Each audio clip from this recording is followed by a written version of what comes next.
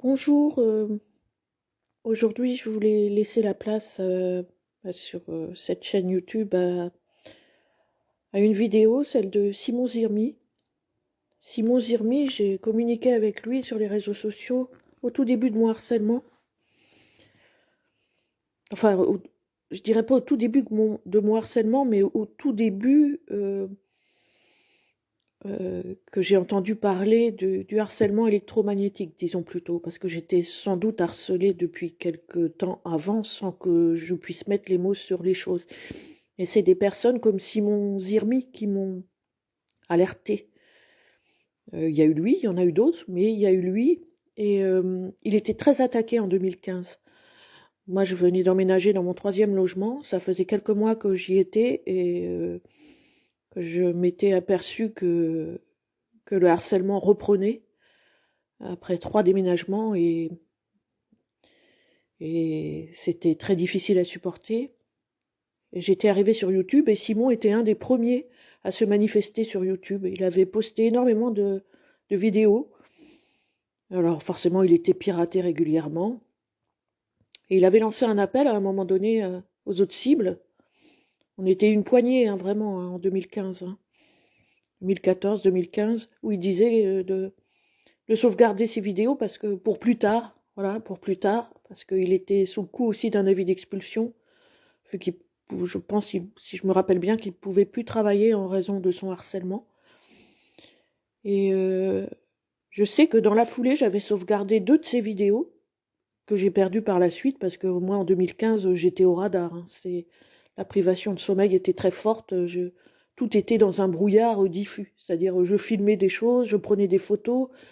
J'enregistrais, je sauvegardais, mais alors tout dans le brouillard, quoi. J'oubliais tout dans l'instant. Et j'ai effacé énormément de données.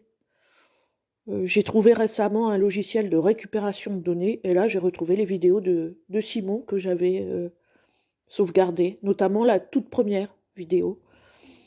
Donc je la mets ici, voilà. Et puis pour dire à Simon aussi qu'on l'oublie pas, qu'il avait raison. En 2015, il était un des seuls en tout cas, moi, dans ce que j'ai envoyé sur les réseaux sociaux, à parler de contrôle mental, il n'y avait pas énormément de monde. Et, et de tout ce qu'on lui faisait, mentalement, notamment, et les tortures qu'il subissait chez lui, le gangstalking, tout ça, c'était encore assez nouveau. Euh, Ça fait presque 10 ans. Hein. Et ben voilà, Simon, on t'a pas oublié. Moi, personnellement, je sais pas ce que tu es devenu, mais ta vidéo, elle est là. Et je la diffuse ici. Alors bien sûr, si tu passes par là, puis que tu veux que je la retire pour des raisons qui t'appartiennent, eh ben, tu le diras. Mais voilà, on est de plus en plus de personnes ciblées. Euh, on sait ce qui se passe. Et ta vidéo, elle a toute sa place là. Parce que tu as été un des premiers à avertir tous les autres par tes vidéos. Elles ont servi, quoi que tu en penses, tes vidéos ont servi aux cibles. Voilà. Et donc, bah, je vous laisse, écouter la vidéo de Simon. Bonne journée et bon courage à toutes les cibles. À plus tard. Bonjour, je m'appelle Simon Zirmi. J'habite au sein du lago de l'Est 75-11 Paris. Donc c'est dans le 11e arrondissement, dans le République. Et donc là j'ai fait déjà je me présente. Donc je fais une chaîne pour expliquer un peu ce qu'est ma vie depuis quelques années maintenant. Parce que je vis le harcèlement criminel en réseau avec torture électromagnétique et bien d'autres appareils de torture à distance. Donc mon harcèlement, c'est un peu particulier parce que quand on se renseigne sur le harcèlement criminel, généralement, c'est des gens qui sont torturés par des armes à énergie dirigée, qu'on qu'on suit dans la rue, qu'on fait des grimaces, qui sont harcelés par des services de police, de l'État. Enfin, ça, je vis tout ça. Je vis tout ça, sauf que moi, mon harcèlement criminel a une particularité par rapport aux autres témoignages de personnes qui vivent ce genre de choses. Étant donné que quand on vit ça, quand on ne le vit pas en regardant d'extérieur, on pourrait dire que ça n'existe pas, que la personne affabule les personnes qui racontent ce qu'ils vivent. Mais quand on le vit, on est obligé de se dire que ces choses-là, elles existent, parce qu'on les vit, tout simplement. Et on ne les vit pas virtuellement, on les vit réellement. C'est tout le problème de ce genre d'assassinat, qui forcément, au bout de quelques temps, dans le temps que ça passe, ça laisse des traces. Bon, ça, la santé et tout, ça détruit la santé, ça détruit la personne, mais bon, ça laisse des traces dans la vie quand même. Il arrive un moment où vous êtes passé pratiquement par tous les stades que le harcèlement criminel laisse des traces dans votre vie, puisque vous vivez que ça. Donc, les gens qui pratiquent ça, il y a des gens très intelligents là-dedans, et aussi, des gens intelligents. Donc je ferai une série de vidéos pour raconter mon histoire, le début de mon histoire. Donc comme je disais au début, la particularité de mon harcèlement à moi, c'est que c'est comme si j'en avais vécu plusieurs, parce que j'ai vécu on m'a fait des lavages de cerveau, des effacements de mémoire sur des périodes durées où j'avais vécu des harcèlements. Et donc, comment je peux savoir que j'ai eu plusieurs lavages de cerveau et plusieurs harcèlements criminels successifs? Tout simplement, c'est que quand le harcèlement reprend, avec les chocs psychologiques, ce que les gens me font vivre, ce que j'expliquerai un petit peu plus tard, les conditions, comment ça se passe, ma jolie vie. Afin que les souvenirs reviennent à ce moment-là, au fur et à mesure des chocs psychologiques que je revis en fait, parce qu'ils me font vivre, j'ai remarqué qu'ils me refont vivre les mêmes schémas à chaque fois. Donc j'ai subi, à ma connaissance, 2 lavages de cerveau. Et donc entre ces lavages de cerveau, une période de vie normale, voilà.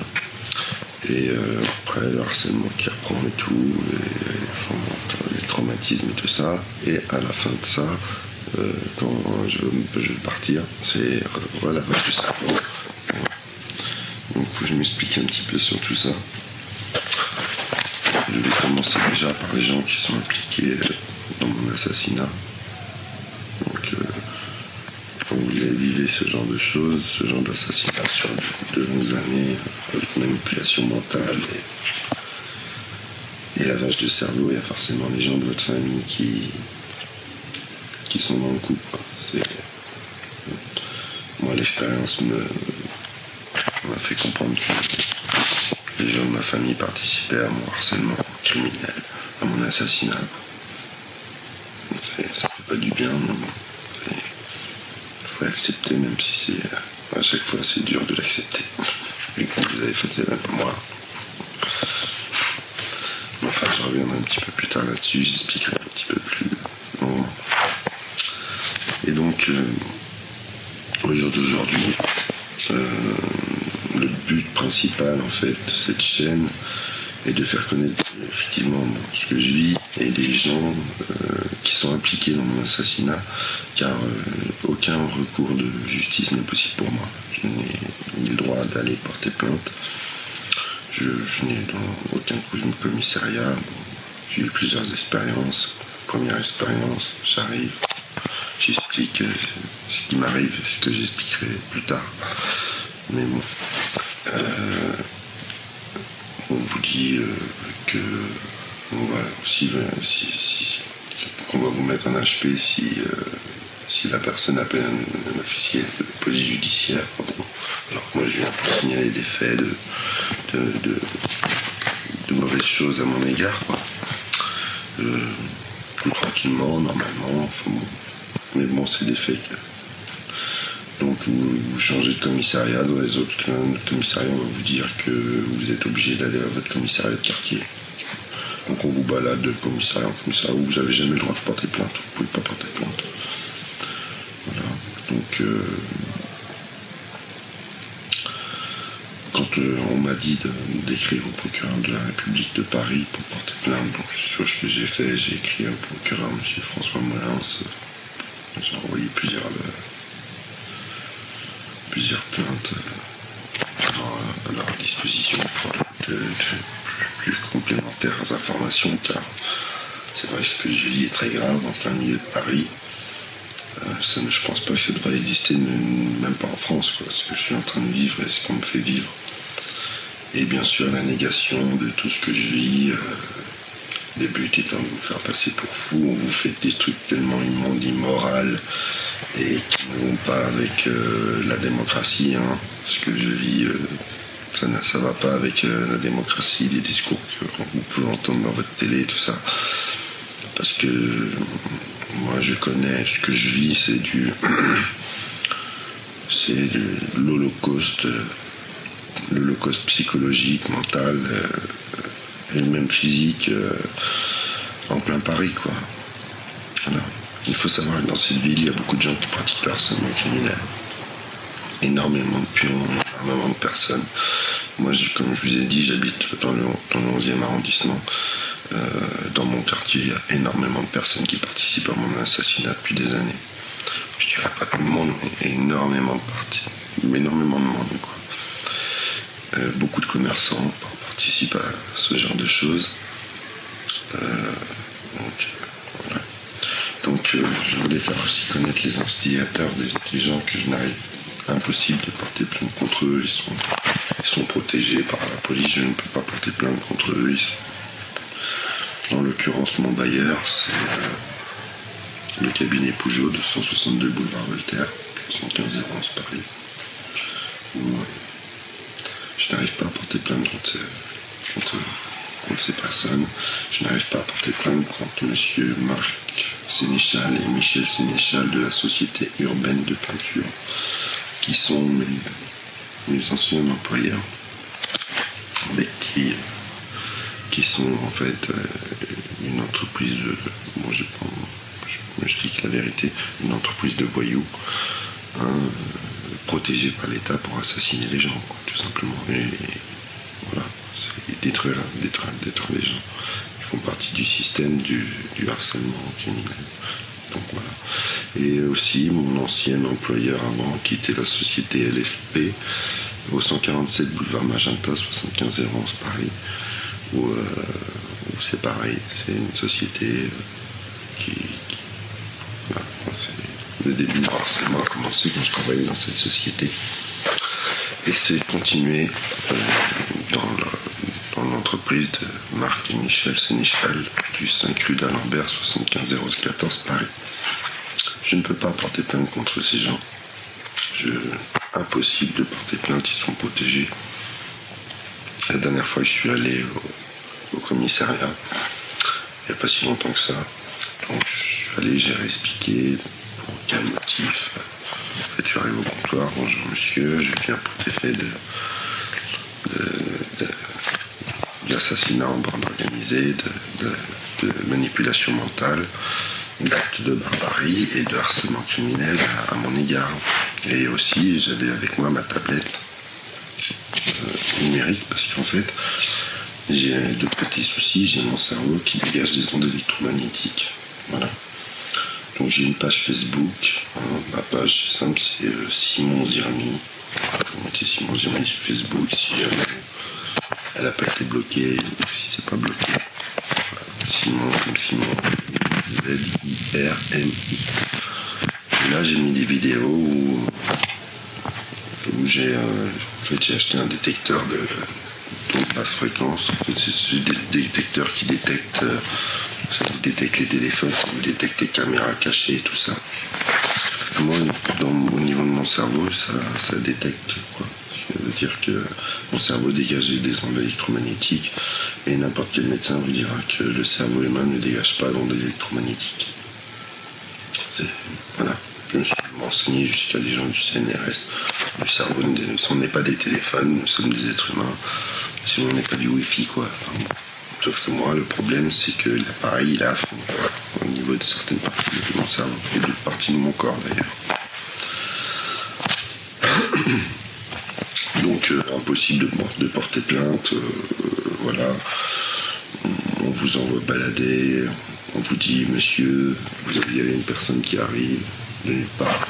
L'officier du commissariat, monsieur, j'ai appelé le parquet, vos plaintes ne les intéressent pas, donc moi le lendemain je vais au TGI, en fait ils n'ont pas traité mes plaintes, donc on me balade d'un truc à l'autre, mais pendant ce temps-là, moi je suis toujours torturé chez moi, parce que je suis torturé par des armes à énergie dirigée, et je suis donc harcelé dans les rues tous les jours. Je suis harcelé tout le temps, je suis harcelé dans mon logement par des compagnes de bruit, des gens de l'immeuble. Et surtout, le plus grave, c'est les armes à énergie dirigée qui ont un effet vraiment terrible sur la santé. Donc je peux pas me permettre de faire des vidéos de plus de 15 minutes. Donc je vais arrêter là la vidéo et puis je vais reprendre pour en faire une, parce que j'ai pas réussi à faire le truc pour faire des vidéos plus longues. Donc j'arrête la vidéo puis j'en ferai une autre.